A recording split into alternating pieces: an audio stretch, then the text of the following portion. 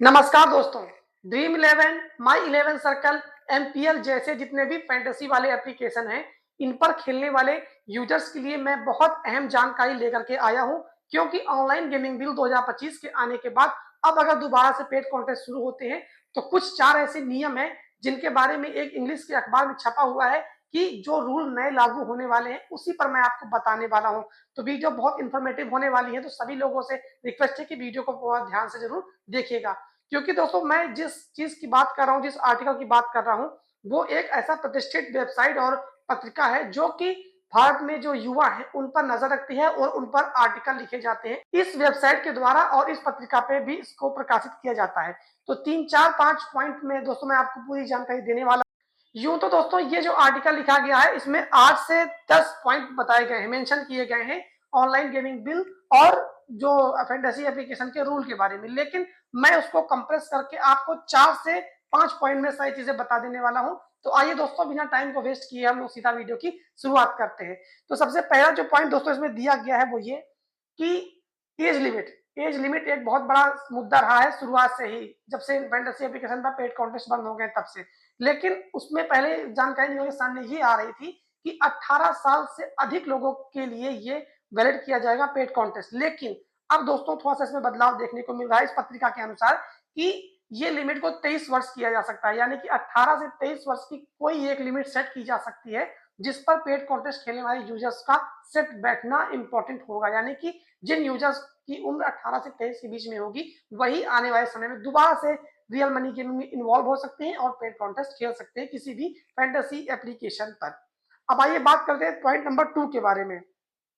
तो जो point number 2 है वो डिपॉजिट लिमिट को लेकर के है। यानी कि कहने का मतलब ये है कि जो एक बात उठ रही थी हमारे देश में कि युवा ज्यादा डिपॉजिट कर रहे हैं, ज्यादा पैसे लगा रहे हैं, जिसकी वजह से वो मनी लॉस कर रहे हैं और फाइनेंशियल उनकी कंडीशन दिन ब दिन खराब होती जा रही है, जिसकी वजह से आरोप लगे थे फैंटेसी एप्लीकेशन पर कि यहाँ के युवा इसके एडिक्ट हो रहे हैं।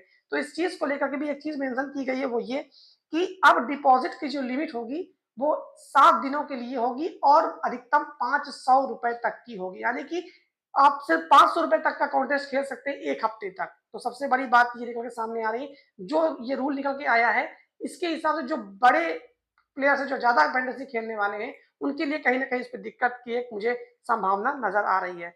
और तीसरा पॉइंट दोस्तों ये कहता है, तीसरा पॉइंट है वो ये कि अब 1 हफ्ते में यानी कि 7 दिन में सिर्फ आप 4 लीगों पे ही भाग ले सकते हैं। यानी कि आप ज्यादा नहीं खेल सकते। आपकी जो लीग खेलने की जो एक लिमिट है उसको भी कंप्रेस किया गया है, जहां पर उसकी लिमिट को 4 कर दिया गया है। सपोज दैट कि अलग अलग वर्ग की जो लीगें चला करती है तो कुछ लोग होते हैं कि सभी पर टीम बना के सभी पर खेला करते हैं, लेकिन अब शायद 1 हफ्ते में 4 लीगों का जो प्रावधान इसमें बताया गया है, इस आर्टिकल में जो चीजें लिखी गई हैं युवाओं को लेकर के, वो कहीं ना कहीं 4 रहने वाली है। तो दोस्तों ये भी कहीं ना कहीं लिमिट को डाउन करने की कोशिश मुझे समझ में आ रही है। अब आइए बात कर लेते हैं चौथे पॉइंट के बारे में। तो चौथा पॉइंट दोस्तों थोड़ा सा और भी खराब है, मुझे और भी नहीं अच्छा लगा। इस पे एक चीज और कही गई है कि अब एक आधार कार्ड से, एक पैन कार्ड से किसी एक ही फैंटेसी एप्लीकेशन पर आईडी बना के कोई युवा खेल सकता है। मतलब आप अपना स्किल दिखाना चाहते हैं तो किसी एक ही फैंटेसी एप्लीकेशन पर दिखा सकते हैं। जैसे कि ड्रीम इलेवन पर खेल रहे हैं तो माई इलेवन सर्कल पे नहीं खेल रहे हैं, माई इलेवन सर्कल पे खेल रहे हैं तो एनपीएल पे नहीं खेल रहे हैं। मतलब कहने का मतलब ये है कि अगर आप एक आधार, एक पैन से एक आईडी बनाते हैं तो किसी एक ही फैंटेसी एप्लीकेशन पर हो सकता है। तो ये जो 4 रूल मैंने आपको बताए हैं, ये रूल एक पत्रिका वेबसाइट की तरफ से है, उस पर इसके बारे में लिखा गया है। तो कॉपीराइट की वजह से मैं आपको नहीं दिखा सकता हूँ, लेकिन ऐसा कुछ निकल के आया है। कई सारे पॉइंट उसमें मेंशन किए गए, लगभग 8 से 10 पॉइंट उसमें बताए गए हैं, लेकिन जो मेन मेन आपके काम के थे वो मैंने इस वीडियो में आपको बता दिए। बाकी जो पॉइंट है उनका कोई मतलब आपके लिए खास नहीं था, इसलिए मैंने इसको आपको नहीं बताया है।